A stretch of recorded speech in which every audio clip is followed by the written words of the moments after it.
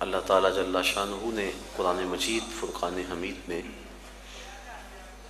ارشاد فرمایا کہ لوگوں پر اللہ کے لیے بیت اللہ کا حج لازم ہے جو کوئی راستے کی استطاعت رکھے۔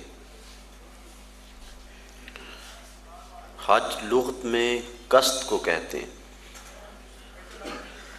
اصطلاح شریعت میں مخصوص ارکان کی ادائیگی کے لیے حرمین کے سفر کی جو نیت کی جاتی ہے اور وہاں حاضری کے لیے بندہ پہنچتا ہے اس کو حج کہتے ہیں۔ حضور نبی رحمت شفیع معظم رسول محتشم صلی اللہ علیہ وآلہ وسلم نے ارشاد فرمایا، جب انسان حج کرتا ہے تو وہ ایسے گناہوں سے پاک ہو جاتا ہے جس طرح ابھی ماں کے پیٹ سے اس نے جنم لیا ہو۔ ماں قبل کے تمام گناہوں کا حج کفارہ ہے، اور اگر کوئی استطاعت رکھنے کے باوجود حج نہیں کرتا تو حدیث میں سخت وعیدیں موجود ہیں۔ حضور کے ایک فرمان کے مطابق جو شخص استطاعت رکھنے کے باوجود حج نہیں کرتا، فرمایا وہ یہودی مرے یا عیسائی مرے، ہمیں اس سے کوئی غرض نہیں ہے۔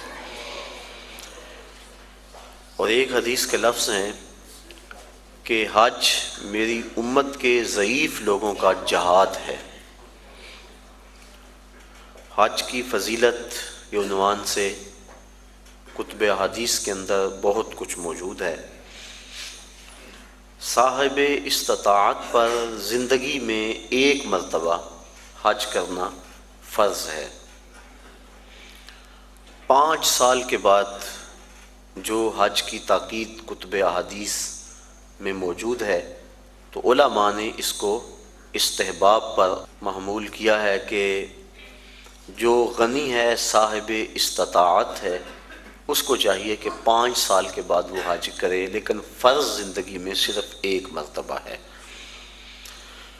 ایک مرتبہ واجب ہوا، اس نے ادا کر لیا تو وجوب اتر گیا، لیکن ویسے اس کے لیے مستحب یہ ہے کہ وہ ہر 5 سال کے بعد کر لے اگر وہ استطاعت رکھتا ہے، چونکہ حج کرنے سے اللہ تعالیٰ غنا عطا فرماتا ہے۔ جب بندہ حج کرے اللہ اسے غنی کر دیتا ہے، اس کے رزق میں بھی برکت فرماتا ہے، اس کے دین میں بھی برکت فرماتا ہے۔ ایک حدیث کے لفظ ہیں، حضور نے ارشاد فرمایا کہ حج کرو غنی ہو جاؤ گے، سفر کرو صحت پاؤ گے۔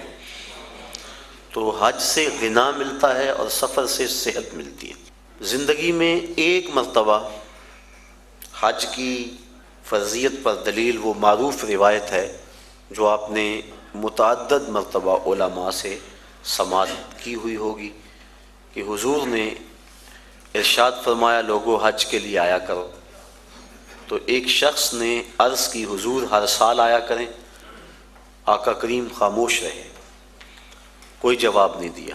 اس نے پھر پوچھا حضور ہر سال آیا کریں، ہر سال حج فرض ہے؟ حضور خاموش رہے، جواب مرحمت نہیں کیا۔ اس نے تیسری مرتبہ پھر سوال کیا تو آقا کریم نے پھر خاموشی اختیار کی، پھر وقفہ سکوت توڑتے ہوئے فرمایا تم سے پچھلی امتیں نبیوں پر کثرت سوالات کی وجہ سے ہلاک کر دی گئیں، لو قلت نعم لوجبت، اگر میری زبان سے ہاں نکل جاتی تو واجب ہی ہو جاتا۔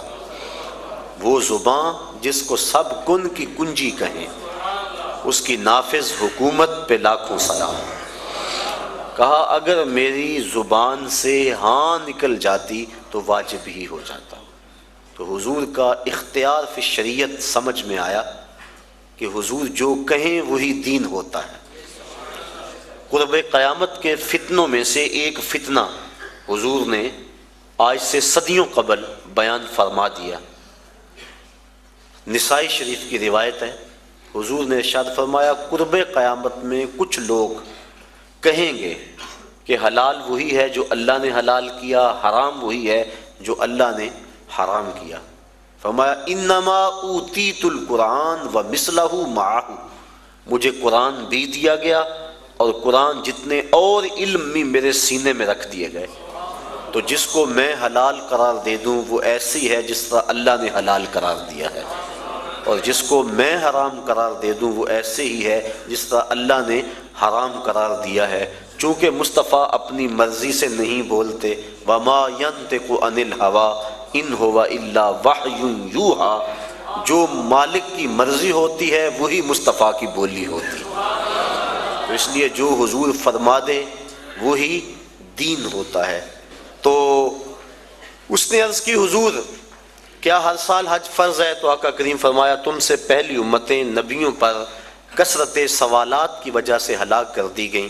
لو قلت نعم لواجبت، اگر میری زبان سے ہاں نکل جاتی تو واجب ہی ہو جاتا۔